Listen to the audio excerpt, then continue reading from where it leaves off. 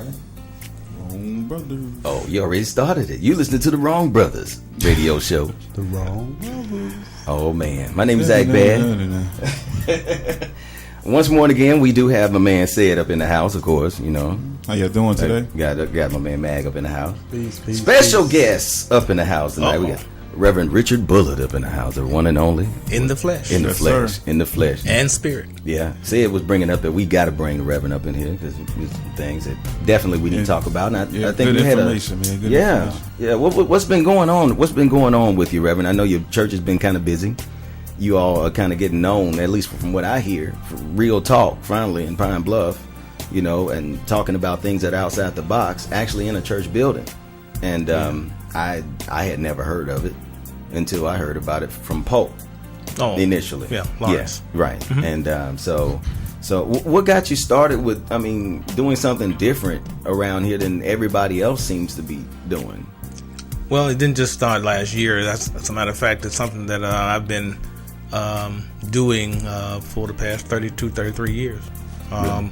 You know, I got into the ministry at age 19 and growing up here in Pine Bluff, I saw that, you know, in my day, church really wasn't really relevant to the kids of my generation. Right. And so I said to myself that if I ever got a chance to come back to Pine Bluff and to pastor or to minister in a kind of way, I wanted to have the kind of church that would be, Bible-centered, and I wanted to be culturally relevant.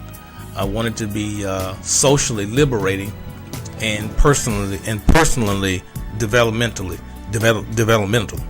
And that was all because of I was deeply influenced by the writings and the work of Dr. Martin Luther King Jr., theologian James Cone, who actually is a native of Arkansas, and he was a black theologian, and so I was a part of a kind of a nationalistic orientation toward society, the black experience, black theology, and mixing that with the Christian experience. And then one thing led to another. I did my stint in seminary and kept asking deeper questions of, you know, how can the Christian faith be relevant to the black experience? Because I saw that black people were having serious situational problems in terms of their economics, politics, religion, all areas of life. And I kept asking these questions, and so my own search and my own development, you know, led me in a lot of areas, you know, reading, number one, I guess you may say the book by Alex Haley, the autobiography of Malcolm X. Okay. That truly impacted me. Just the whole story of Malcolm X, his transformation, his work. You know, I was always into Martin King, but bringing the other side of the black experience, the Malcolm experience, really began to give me a deeper insight. Really? Yeah, I had a chance to go and listen to Minister Louis Farrakhan, and was deeply impressed by his work with black people, black men in particular, and try to say, now what can I use from that experience? And I just kept asking questions, deeper questions. Why were our people dying so soon? Why were black men not living long enough to cash their first social security check? Right. That kind of stuff. I just kept asking deeper questions and said, now how can the church be relevant to that experience, and how can the gospel make a difference? Right. Right. And I guess that's one of the things that, you know, asking questions helps you to grow, you know, especially if you seek the answers. And you know, me personally, I'm one of those kind of people where I was raised in the church, but then I kind of got away from it, you know, from whatever. And then I started looking at things differently and started going, well, I don't think these people are really looking at reality in any kind of way. I think that sometimes these people live in a fantasy land or something. I don't know what they think God is, why they grossly underestimating what God really is, and, you know, putting God in this little box, you know, type of thing. And you just what they've been taught, probably, you know, more than likely, yeah. You know? Yeah, a lot of that is that, but at the same time, that generation you're speaking about are the same, many of them were the same ones who, when they were teenagers and in their early 20s, college days, they were asking the question about, you know, how does the gospel relate to what's happening in the streets in terms of the marches, the riots, you know, the picketing, the protest movements that was going on in the 60s and the 50s. So they were a part of a generation who heard the call of Malcolm and Martin, and they got involved in social action and tried to make a difference in their time. And so, but as people get older and they kind of become, as people get older, they go from stages of being kind of liberal and activists to they become kind of, you know, ingrained in society. They change, their politics change, their activity change. So I see you and see myself and others, you know, Said and OB, you know, we're kind of picking up the baton where they left off. And it's our job, is some of y'all a little younger than I am, but it's our job to continue the progress. It's about evolution. See, this is an evolutionary journey. No one generation is going to answer the question, because the questions keep changing. Already. What do you think is lack of information? Well, You know, there's being some spread. information didn't exist as popular as it is now. Some information was in the past, Right. but it wasn't as popular. Right. So you take the works of the Honorable Marcus Garvey. Right. You take the works of Elijah Muhammad. That side of the stream of reality. Well, that was kind of downplayed in the popular sense with the advent of internet and television and all type of the communication technologies. Everything is right there. It's now, you know, and then Spike Lee did his thing, bringing out a lot of aspects of the black experience, not just from the integrationist point of view, but from a nationalistic point of view. Right.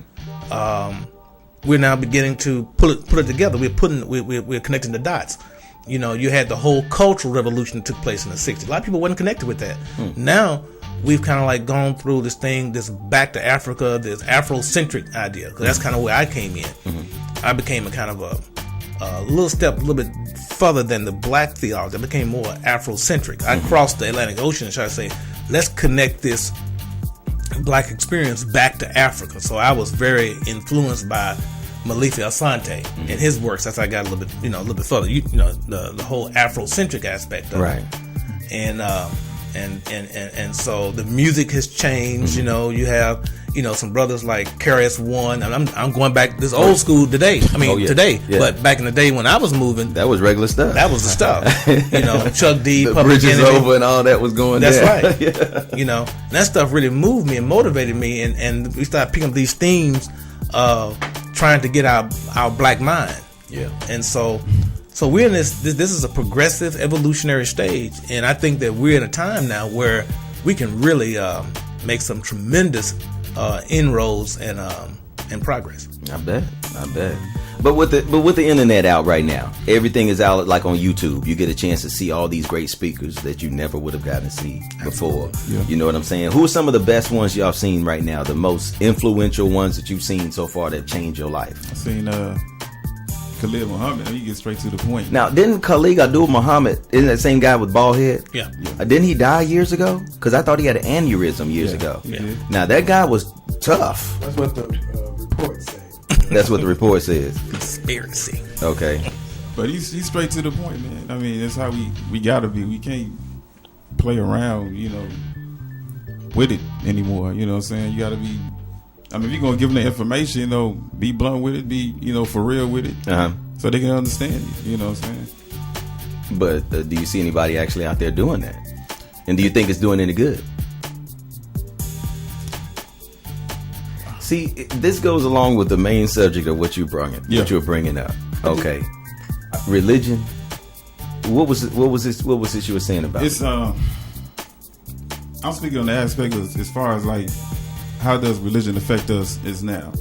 I mean, if you go to church, I mean, do you agree that you should be in church for the rest of your life, or should you be a Christian for the rest of your life? You know what I'm saying? I mean, are there steps that you take? You know what I'm saying? I mean, can't one religion just teach you everything about this life? Everything about this society.